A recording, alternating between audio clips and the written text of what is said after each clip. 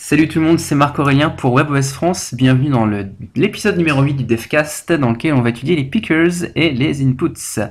Alors pour ceux qui nous rejoignent sur WebOS France, et vous êtes nombreux cette semaine, les DevCast, qu'est-ce que c'est? Eh bien, c'est une série de petites vidéos et de tutos qui permettent de créer facilement des applications sur le HP Touchpad. Donc on a déjà fait dans le passé une série sur le DevCast Mojo. Mojo, donc c'est le langage qu'il y a derrière les applications smartphone WebOS. Et là c'est Enio. Enio, donc c'est le langage derrière les applications tablettes de WebOS. Donc au lieu de râler sur le blog qu'il n'y a pas assez d'applications, je vous conseille de jeter un coup d'œil au DevCast pour créer vous-même vos applications. C'est pas compliqué. Tout est fait pour que ce soit facile et accessible. Voilà. Enfin, en tout cas, je m'y emploie.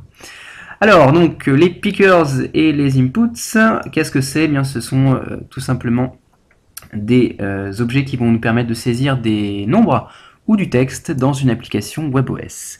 Alors, on va commencer, comme d'habitude, le DevCast par démarrer Chrome en mode non sécurisé et créer une nouvelle application en copiant et en collant l'application de base.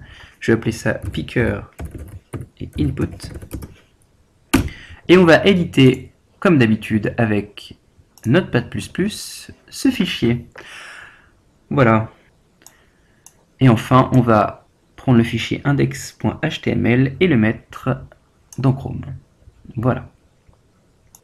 Dans WebOS, on a différents types de pickers. Donc ça, on va le voir ici, donc dans Picker. On a soit donc des pickers avec des noms par exemple, donc là des noms de villes, ou sinon des pickers avec des chiffres qu'on appelle integer picker. On a des pickers avec des heures, la même chose avec des dates. Ensuite, je vous propose la méthode pour essayer d'extraire justement ce que l'utilisateur a choisi pour ensuite le traiter.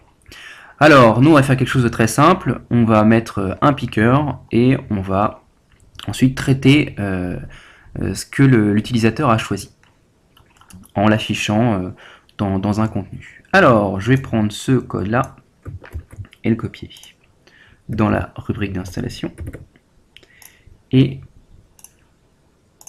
donc, normalement, ça donne ceci. Donc, on a city et on peut choisir la ville. Alors, si on regarde, on a hflexbox et picker hbox. Alors, qu'est-ce que ça veut dire hflexbox? Ça veut dire que donc on va créer une boîte ici qui est ouverte par une accolade et fermée par une accolade, qui est une hflexbox. Je vais y arriver. Qu'est-ce que ça veut dire? Ça veut dire que tous les éléments vont être empilés de manière horizontale. Si je mets vflexbox à la place, tous les éléments vont être... Alors ça dépend parce que j'ai mis class name, mais tous les éléments vont être empilés de manière verticale. Donc nous on va laisser en hflexbox. Et à l'intérieur donc on a un label, Enio Picker label, avec un contenu. Donc là je vais mettre par exemple le nom. Donc on peut changer ce qu'il y a décrit. Et ensuite un picker, donc avec la valeur San Francisco et les choix qui sont stockés directement à l'intérieur. Donc on a San Francisco, voilà, on a tous les choix ici, et on va charger la valeur de départ ici dans Value. Ensuite, comme j'ai dit, on a différents autres types de pickers, donc on va regarder à quoi ça ressemble. On a des integer pickers par exemple. Alors je vous invite à mettre des commentaires. Donc on met deux barres comme ça, picker, histoire de séparer, que ça soit un peu plus joli visuellement.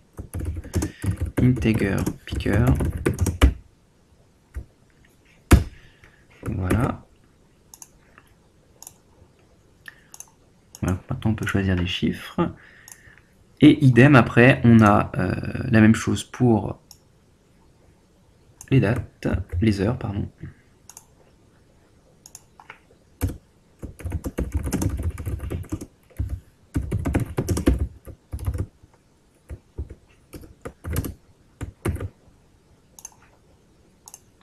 Etc., etc., etc. Donc là, au niveau des heures, le Enio en fait nous donne directement le picker, on n'a pas besoin de régler nous-mêmes les heures. Donc ça c'est assez sympa. Voilà, alors maintenant on va essayer de récupérer, quand on va changer justement la valeur du picker, essayer de récupérer un événement qu'on va pouvoir ensuite traiter. Pour récupérer les événements qui vont être au niveau justement de nos pickers, on va essayer d'aller donc chercher une fonction de changement. Alors, je vais prendre par exemple ici, donc le time picker, on va affiler une fonction onChange. Donc, dès que l'objet va changer, on va appeler une fonction. Et la fonction, elle est formatée de la manière suivante. Ça, on l'a déjà vu dans les premiers devcast. Ça ressemble à ça, une fonction. Ma fonction, voilà.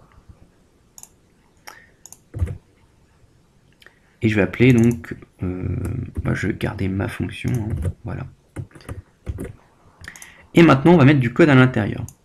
Donc ce code, on va essayer de récupérer justement ce qu'il y a à l'intérieur du time picker. Alors, ici, donc je redescends sur le picker, on va prendre comment justement prendre ce qu'il y a à l'intérieur du picker. Donc on va prendre datePicker et getValue. GetValue, en fait, ça va prendre la valeur qu'il y a dans le picker. Donc, dès qu'on va changer le picker, on va appeler une fonction qui s'appelle ma fonction. Et dans ma fonction, on va définir une variable que j'appelle bdate, par exemple, qui va récupérer la valeur qu'il y a dans datePicker. Sauf que là, évidemment, il faut mettre un nom, name, au datePicker. Donc, je vais l'appeler datePicker, tout simplement. Voilà. Donc il faut toujours mettre des noms, sinon on ne pourra pas récupérer la valeur. En gros, on a une boîte ici, sur laquelle on a mis une étiquette, et le programme dans la fonction va chercher ce qu'il y a dans la boîte qui a l'étiquette datePicker. Et pour voir le résultat, on va l'afficher dans la console. On pourrait l'afficher dans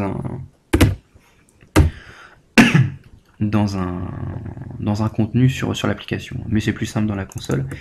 Et on va afficher ce qu'il y a ici. Voilà. Donc là, tout est bon normalement, j'ai rien oublié. Ça devrait marcher. Donc là, dès que je vais changer le time picker, voilà, dans la console, je vais avoir la date qui apparaît. Et on peut faire la même chose pour tout le reste. Donc je vais pouvoir changer, par exemple, je vais mettre un nom sur l'integer picker, je vais appeler ça integer picker. Et je change le nom ici. Je sauvegarde avec CTRL S, je recharge, et dès que je vais changer ici, je vais normalement avoir la valeur qui s'affiche. Alors évidemment là ça ne fonctionne pas. Pourquoi? Parce que j'ai oublié d'affilier la fonction onChange sur l'integer picker. Donc c'est logique que ça ne fonctionne pas. Voilà. Donc dès que je vais changer l'integer picker, je vais appeler encore une fois ma fonction. Alors je me suis trompé, le nom il va pas dans le contenu, dans hflexbox, mais directement dans le picker. Donc faites attention. Voilà, et onChange ici. On va y arriver. Voilà. Parce qu'ici, donc c'est le contenu en fait, ce qui permet d'afficher de manière horizontale. Donc ça n'a rien à voir avec l'integer picker. Là, ça doit marcher. Voilà. Et on retrouve la valeur de l'integer picker. Donc ce qu'on peut faire maintenant pour afficher le résultat dans l'application, c'est par exemple utiliser un contenu. Donc on va voir dans le point doc, les contenus c'était la toute première chose qu'on a fait. On va afficher un contenu, content, je vais le mettre en dessous.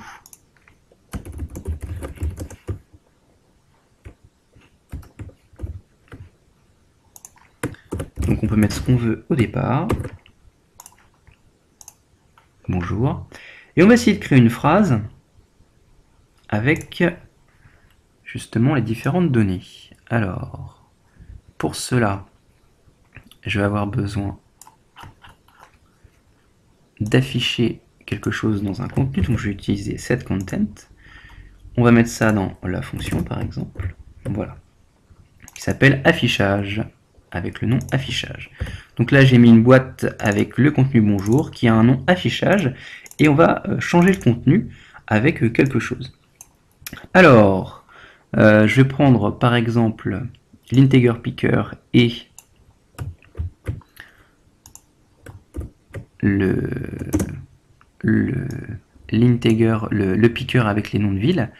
Donc là, je vais mettre ville picker et integer picker. Alors, dans ville picker, on va mettre par exemple, alors, je vais appeler ça ville par exemple. On va prendre la ville. Ça, j'en ai pas forcément besoin maintenant. CTRL D pour doubler. Et integer picker.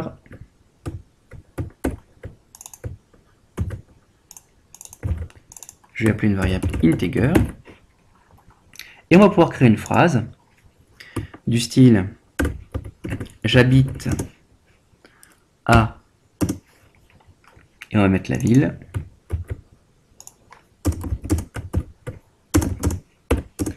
et j'ai espace un nombre en, voilà, quelque chose comme ça. Donc, pour expliquer ce que je viens de faire, il faut aussi que je mette onChange ici. Voilà. Alors, pour expliquer, donc j'ai fait la même chose sur tous les pickers. J'ai mis une fonction onChange, donc qui va charger ce qui a écrit justement, ce qui va charger la petite phrase qui est là à chaque fois qu'on va changer l'un des deux pickers. Donc le premier picker ville picker et le deuxième picker integer picker. On va récupérer les deux valeurs que j'ai appelées ville et integer, et on va essayer de faire une phrase avec. Donc au départ, on va peut-être avoir un petit problème puisque l'une des deux valeurs ne va pas être définie. Donc on va voir ce que ça donne. Donc j'habite à Sunnyvale et j'ai 4 ans. Voilà. Donc là directement, on a la valeur de l'integer picker qui est passée dans la fonction. Donc ça c'est assez sympa. Et à chaque fois que je change, voilà, ça va mettre à jour la phrase. Voilà dans l'idée. Ensuite, on va terminer notre petit programme d'essai en donnant la possibilité à l'utilisateur de rentrer, par exemple, son nom. Et pour ça, on va utiliser non pas un picker, mais un input. Donc en fait, c'est un champ dans lequel on va pouvoir rentrer du texte. Donc je l'ajoute à la zone d'installation, que je vais mettre ici.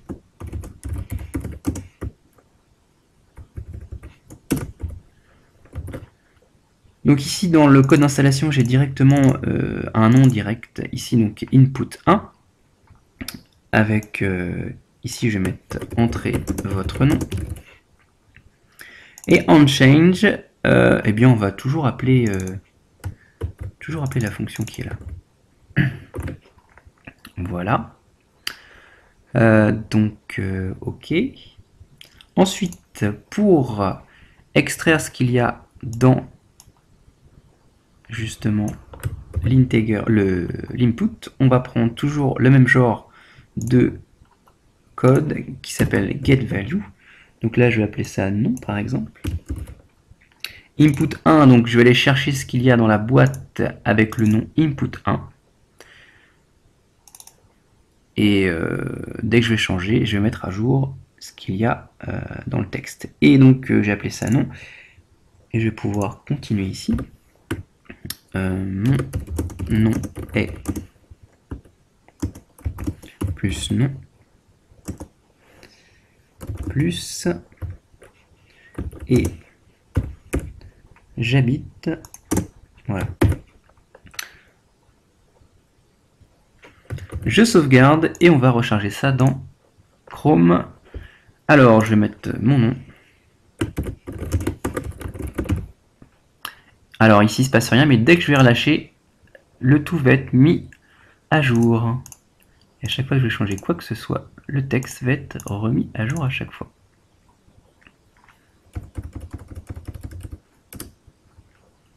Voilà, donc là on a un bon exemple d'utilisation et de traitement des données qui sont rentrées par l'utilisateur. Voilà, donc on va s'arrêter là pour les inputs. Je vous donne des informations supplémentaires au niveau des propriétés. Donc tout ce que vous voyez ici, ça va aller se mettre ici à l'intérieur, comme ceci, dans l'input.